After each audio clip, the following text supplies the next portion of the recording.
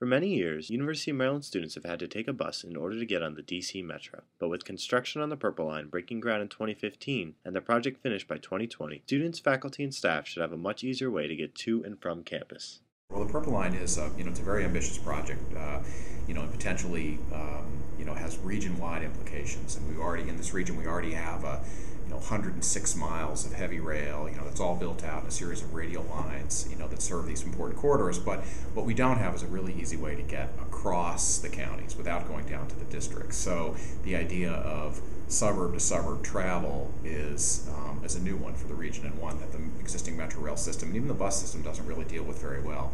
So what we want the Purple Line to be able to do is, connect the branches of Metro Rail in a fast, efficient way. So we want to be able to have people go from from Orange Line to Green Line to Red Line, in an efficient way. The goal of the Purple Line, I think, from our point of view, is to connect the university to lots of other residential and employment centers in the Washington metropolitan area, and make it easy, not only in the short run but in the long run, to get from the university to other places in the metro area. One of the university's agendas is to get commuters out of their cars.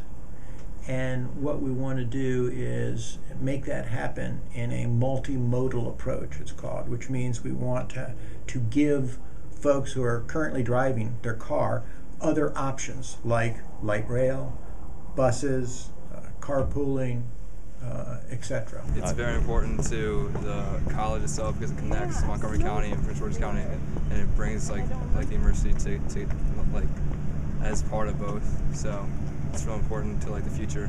I think it'll make the campus more commuter friendly because there'll be less people driving on it.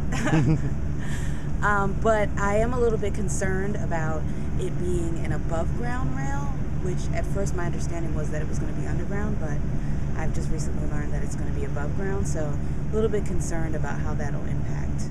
Back to the concern, which is that Campus Drive is a corridor that many people walk across every day. I mean, tens of thousands of students cross, probably hundreds, I would guess, hundreds of thousands of times a day. And so each one of those crossings is, potential for conflict. And that's the same kind of conflict that exists today between those pedestrians and the cars and trucks and buses that are already on Campus Drive. So light rail, the Purple Line, is another kind of vehicle that's out there, and it has different operating characteristics than a bus or a car. It's it's bigger and heavier, but generally, it will in this environment it will operate just like a bus or a car does today, which means it'll make the same stops. If there's a stop sign, the train will stop.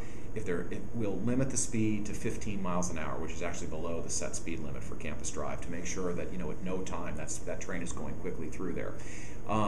The train will have will make some audible sound, little ding ding ding noise to kind of warn people to get out of the way, and I think they will, because that's been our experience with every other light rail line in the country that we've observed, and it's true with the line that we run today in Baltimore.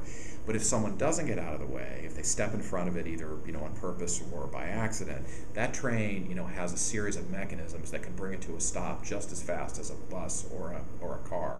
Although there are concerns with the train running through the heart of campus, the administration and MTA believe that the benefits far outweigh any negatives. For the University of Maryland, I'm Chris Leiden.